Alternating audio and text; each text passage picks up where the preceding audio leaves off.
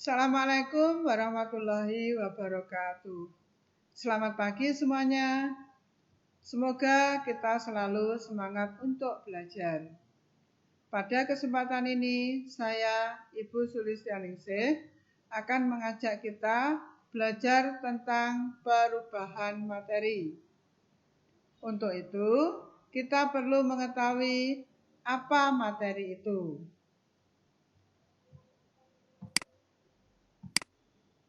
Untuk mempelajari materi, perhatikan benda-benda atau materi yang ada di sekitar kita berikut. Gambar pertama ini menunjukkan kursi yang terbuat dari kayu. Kemudian yang kedua, gelang yang terbuat dari emas. Gambar ketiga, air yang terdapat pada gelas. Kemudian yang keempat, udara atau gas yang terdapat dalam suatu galon. Benda-benda ini jika kita perhatikan, semua mempunyai massa dan memerlukan tempat atau ruang. Maka, pengertian dari materi adalah segala sesuatu yang mempunyai massa dan menempati ruang atau mempunyai volume. Kemudian apa saja sifat-sifat dari materi? Sifat-sifat materi ada dua. Yang pertama sifat fisika dan yang kedua sifat kimia. Untuk mengetahui sifat fisika suatu benda, perhatikan gambar kayu berikut ini. Kayu ini kalau kita lihat wujudnya padat, bentuknya persegi, kemudian warnanya coklat muda. Dan kalau kita punya alat ukur panjang, maka kayu ini bisa diukur panjang maupun lebarnya. Kemudian jika kita mempunyai alat ukur massa, maka kayu ini mempunyai massa tertentu. Nah, apa yang kita sebutkan tadi merupakan sifat fisika dari kayu tersebut, yaitu wujud padat, bentuk persegi, warna coklat, jika diukur mempunyai panjang dan lebar tertentu, jika ditimbang mempunyai massa tertentu. Adapun sifat fisika secara umum berarti menyangkut wujud benda, bentuk, warna, ukuran panjang lebar, massa, seperti itu. Kemudian yang kedua, sifat kimia.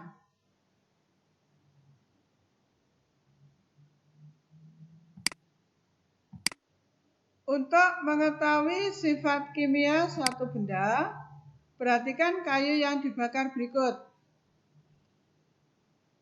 Kita sering kalau mengadakan kemah, mengadakan api unggun. Kayu-kayu yang dikumpulkan itu kadang ada yang basah, ada yang kering. Nah, coba kita pikirkan atau dalam keseharian yang kita alami, bagaimana bandingannya kalau kayu yang basah dan kayu yang kering itu dibakar.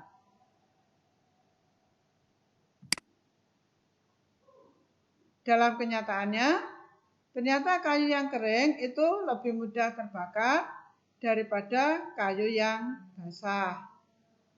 Nah, sifat seperti itu menunjukkan sifat kimia dari kayu tersebut, sehingga dapat dikatakan sifat kimia dari kayu adalah mudah tidaknya kayu tersebut terbakar.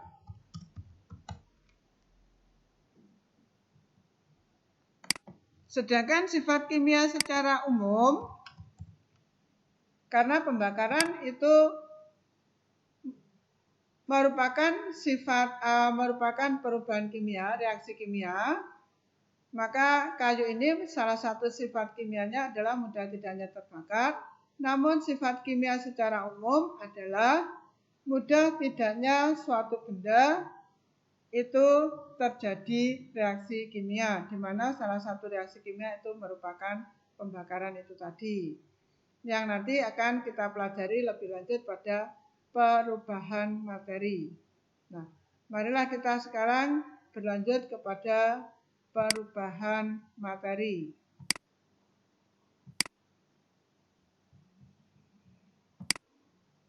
Perubahan materi ada dua macam, ada perubahan fisika dan perubahan kimia. Untuk memahaminya, kita perhatikan dua peristiwa pada gambar berikut. Yang pertama, peristiwa pembakaran kayu. Yang kedua, peristiwa pemotongan kayu. Apa yang dapat kita amati tentang zat yang dihasilkan setelah peristiwa tersebut? Nama zat yang dihasilkan, wujud zat yang dihasilkan, warna zat yang dihasilkan, dan lainnya. Coba sekarang kita amati untuk gambar pertama, yaitu tentang pembakaran kayu. Pada kayu yang dibakar, lama-kelamaan akan dihasilkan arang yang berwarna hitam, berlanjut dengan abu yang berwarna abu-abu putih. Kemudian juga dihasilkan gas asap putih yang membumbung tinggi. Selain itu juga dihasilkan energi panas dan cahaya yang merupakan bentuk dari energi. Nah, pada peristiwa pembakaran kayu ini menghasilkan asap warna putih atau arang berwarna hitam, panas, energi, dan sebagainya.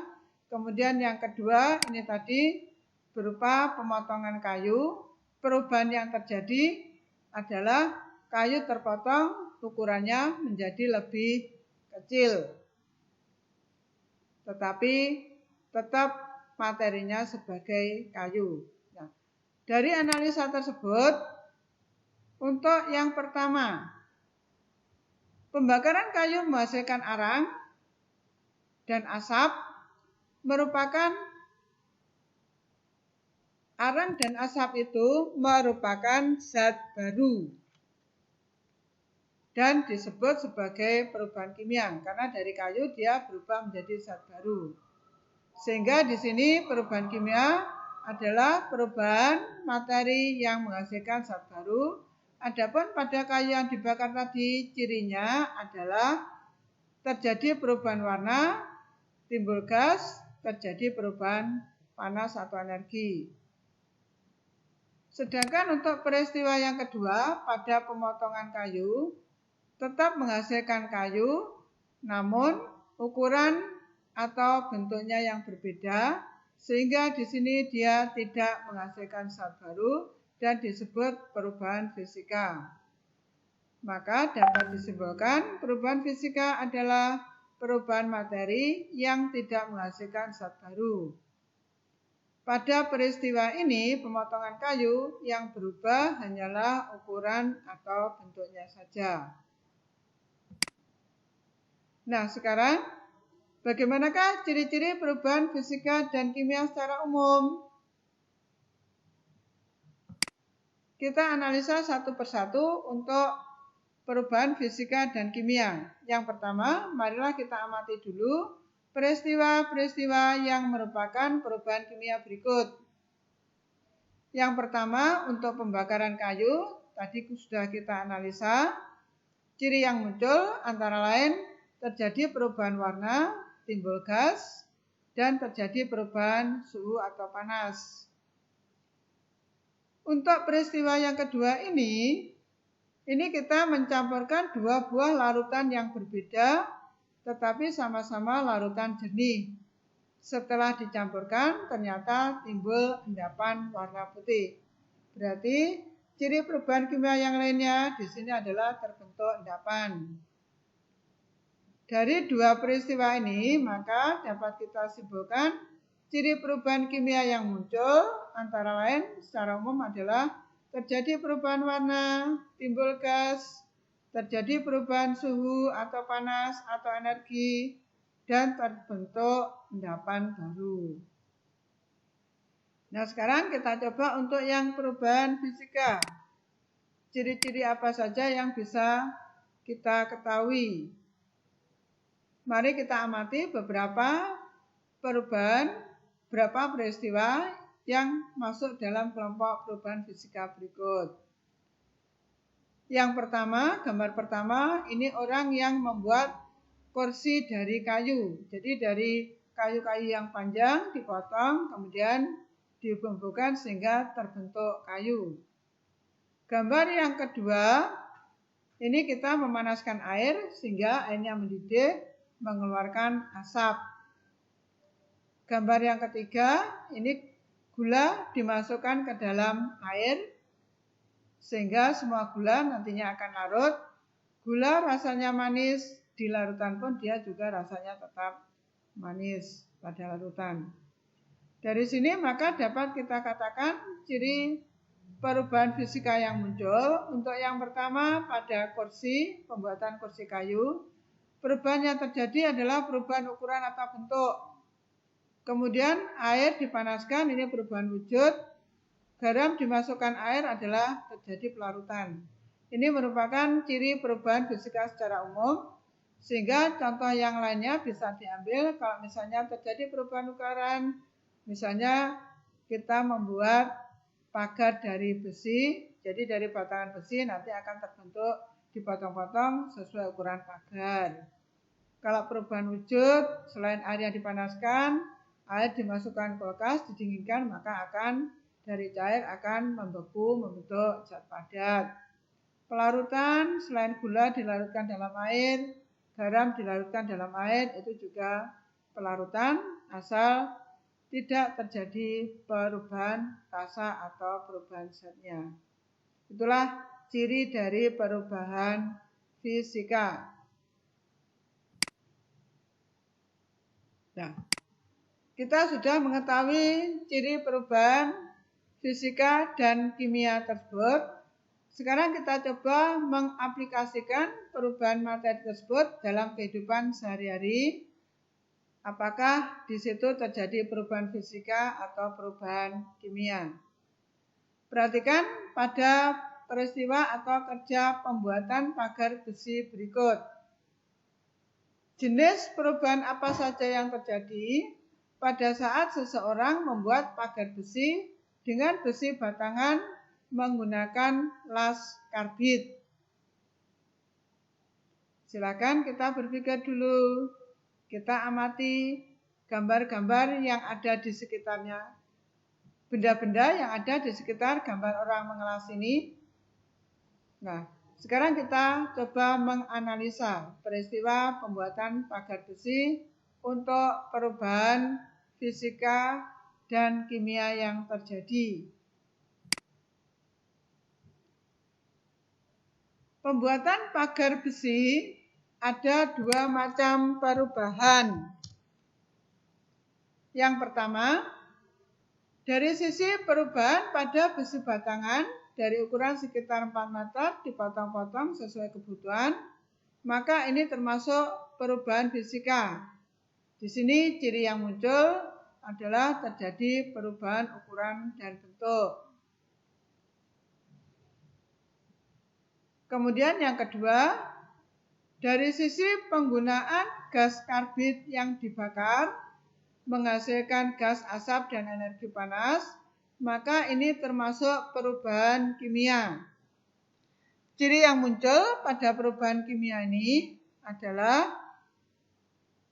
timbulnya gas atau asap, kemudian terjadi perubahan suhu dengan adanya timbul energi panas tadi. Nah, sekarang pada saat penyambungan besi karena terkena panas hasil pembakaran gas karbit itu. Jadi pada pengelasan gas karbit, maka panas digunakan untuk melelehkan kedua besi yang disambung ditambah dengan yang disebut dengan pakan las ini. Ketiga logam ini pada saat dipanaskan akan meleleh. Nah, pada saat meleleh maka campuran logam ini akan bisa menyatu. Kemudian setelah panas dari las karbit ini dihentikan, dimatikan, maka campuran ini akan mendingin akan dingin sehingga logam tersebut akan mengeras kembali dan logam yang disambungkan dia sudah tersambung. Dua logam yang berbeda itu sudah tersambung.